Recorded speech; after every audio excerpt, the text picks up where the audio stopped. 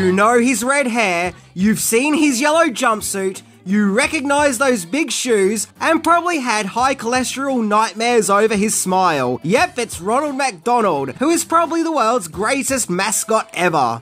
For many years, this happy clown has been enticing kids to McDonald's, thanks to his fun and playful demeanour. But do we know everything there is to know about this pop cultural behemoth? What secrets may be hidden, waiting to be unearthed so we can try to discover just who or what is Ronald McDonald? So get ready to indulge in some artery-clogging goodness as we explore 10 things that you didn't know about the one, the only, Ronald McDonald. Let's check it out.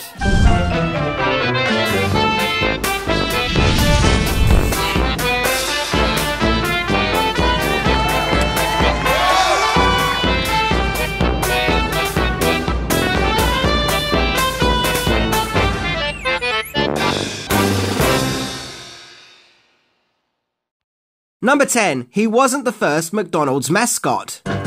You shake my nerves and you rattle. McDonald's was founded on May 15th, 1940 in San Bernardino, California, and this new style of fast food restaurant was accompanied by the mascot, Chef Speedy, who, as his name suggests, was quite literally a chef with a burger for a head, who seemed to love nothing more than making sure that McDonald's customers got their food at a speedy pace, hence the name Chef Speedy. Speedy was the joyful face of McDonald's from 1953 to 1962, and although some found the character to be very cute, he didn't quite resonate with the child customers, so it was clear that a new mascot was needed to appeal to McDonald's child demographics. Number 9. Ronald McDonald was invented because of Bozo the Clown. Every day, it's getting close. It was 1963, and children across America were captivated by Bozo the Clown.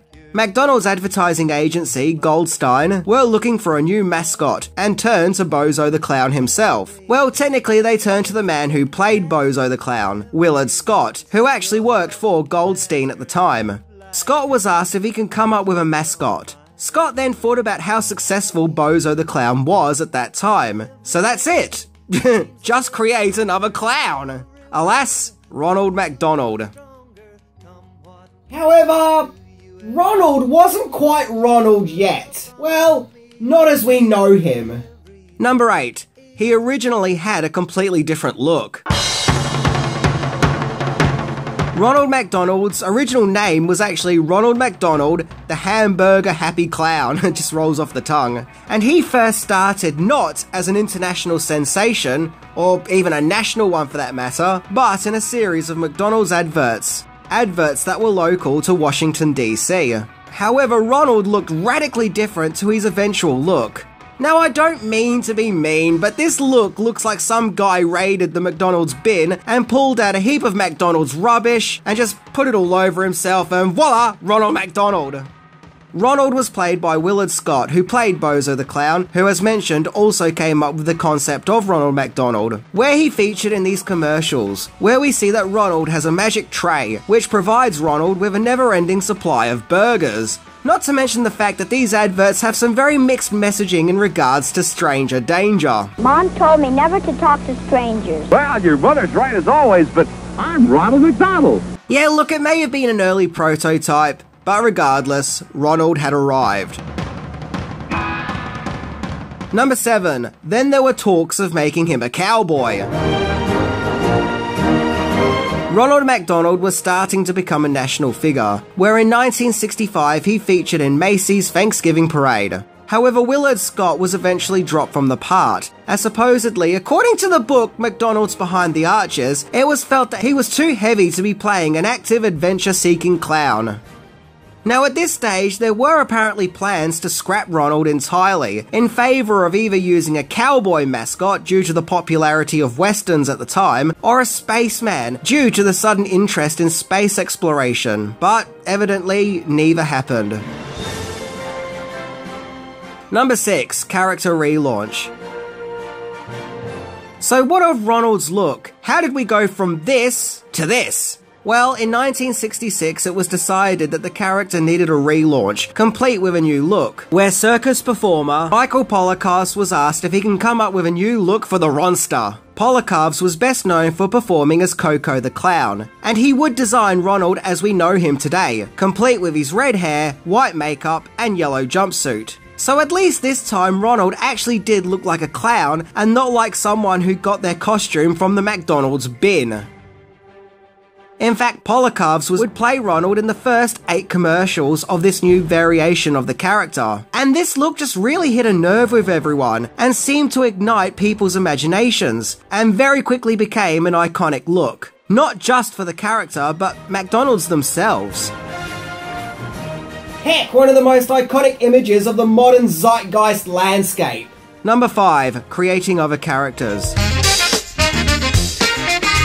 Ronald McDonald had proven to be so popular, it was decided to bring in other characters and extend this McDonald-verse, otherwise known as McDonaldland, including Ronald McDonald's best friend Grimace, a purple fluffy blob character who originally had 2 sets of arms, Mayor McCheese, who is the mayor of McDonaldland, whose head is one ginormous cheeseburger, Birdie the early bird, who of course is a bird, who also joins in Ronald's adventures, Hamburglar, a shifty thief who, despite being friends with the McDonald's gang, is frequently trying to steal all the burgers for himself. Yep, the Hamburglar doesn't want to share, and he is so obsessed with burgers, he just wants to steal them so he can have them all for himself.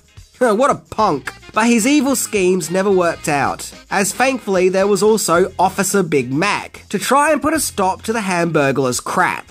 There are other not so well known characters, such as the Fry Kids, who were previously known as the Fry Goblins, small colourful characters that look like pom-poms, the Professor, a wacky inventor of McDonaldland, Uncle O'Grimace, Grimace's Irish uncle, and Captain Crook, who is a pirate, in case you didn't realise, who is out to get his piratey hands on some Filet-O-Fish burgers.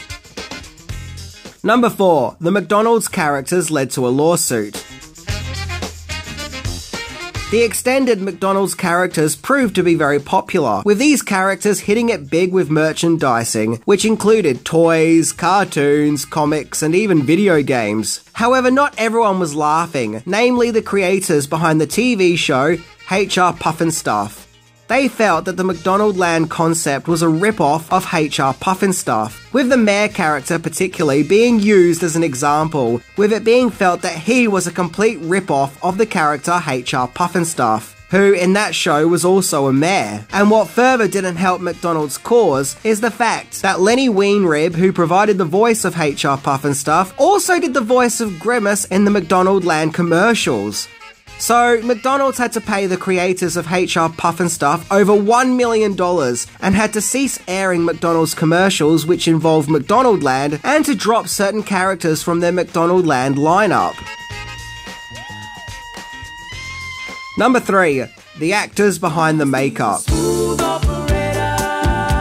Although McDonald's have always insisted that there's only one Ronald McDonald, several actors over the years have brought the iconic clown to life. As mentioned, the first performer to play the part was Willard Scott, followed by Michael Polikarpus. Other actors would play the parts over the years, including TV presenter Ray Rayner, actor King Moody, who actually played the part from 1969 to 1985, possibly making him the longest actor to serve as Ronald, and Squire Friedel, who played the part from 1985 to 1991. And this was the Ronald I remember, the one I grew up with as a kid.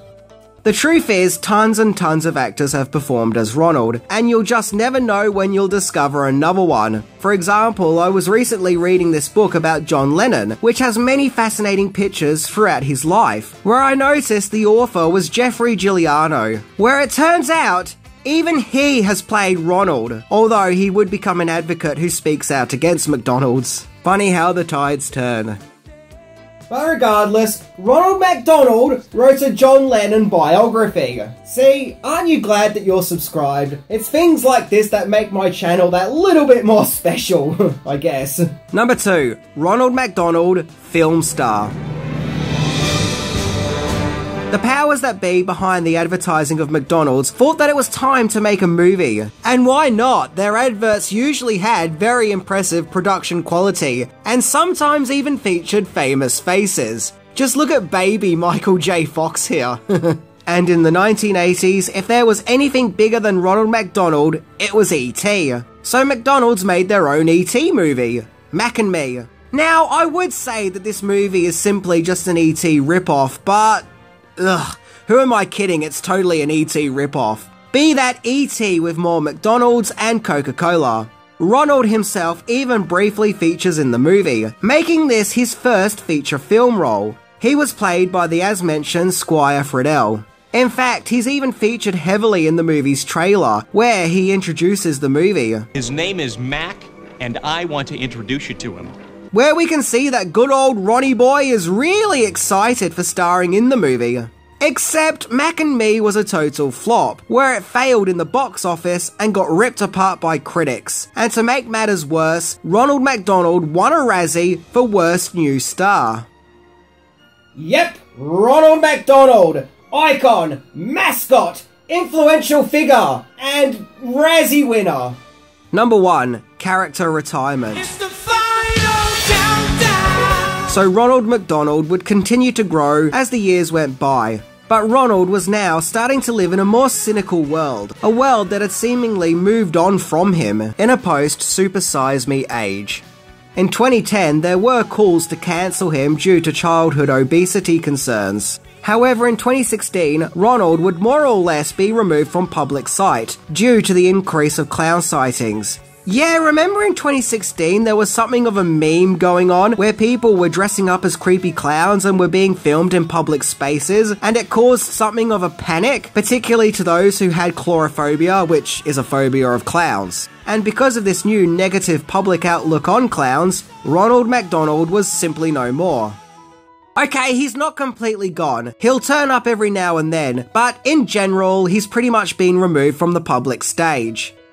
I can remember going to McDonald's when I was a kid and it felt magical, as you had all the Ronald iconography and those Ronald chairs that grown-ups would often do rude things to while getting their friends to take a picture.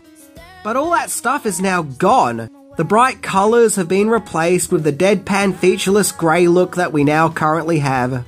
So in a way, Ronald McDonald, as weird as it sounds, represents us. He represents the brightful wonder and optimism of the past. The excitement of being young and wondering what the world that awaits you is going to be like, only to be replaced with a deadpan grey efficiency that's guaranteed to not upset or offend. Indeed, Ronald is our youth that we grew up with, where we would now leave behind as we become adults. And sadly, it seems that now the whole world has grown up and moved on, leaving Ronald McDonald behind. So whether you like Ronald McDonald or not, I think we can all agree that his story is an interesting and fascinating one, and that he is an important chapter in pop culture, and really culture in general. Anyway, I'm Minty, and who knows, maybe one day Ronald McDonald will come back in a more permanent basis. But until then, see ya! That's the last time I dress up as a Big Mac.